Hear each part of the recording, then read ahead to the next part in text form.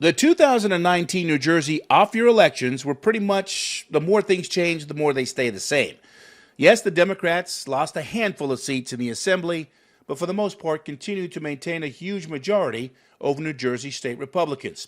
For example, prior to the election, Democrats held 54 of the 80 possible seats, and after the election, well, their advantage diminished to a 50 to 30 margin, but again, still a majority rule.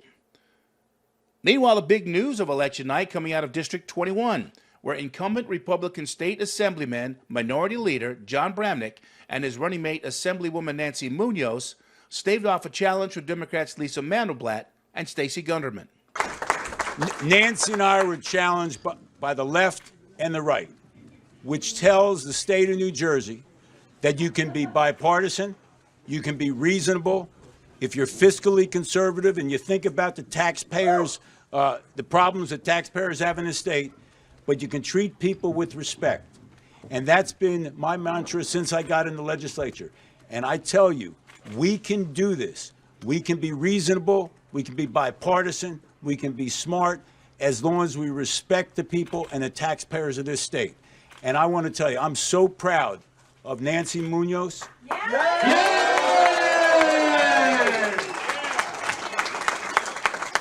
This is the beginning of a campaign.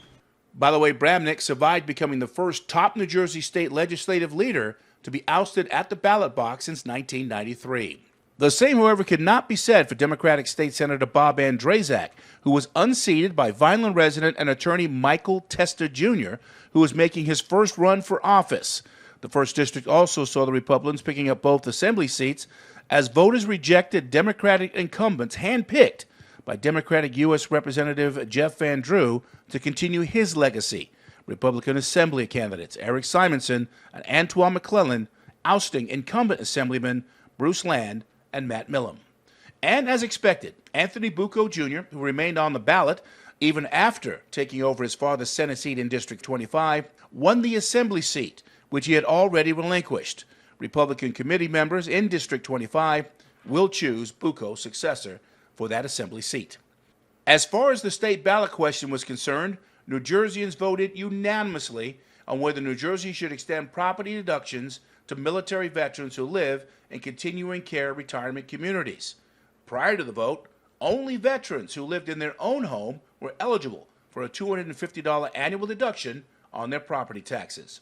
And so with this off-year election now behind them, New Jersey voters can set their sights on next year, 2020, when they will go to the polls to vote on who will sit in the Oval Office in the ensuing 4 years. In Morristown, New Jersey, I'm Phil Andrews, New Jersey News Network.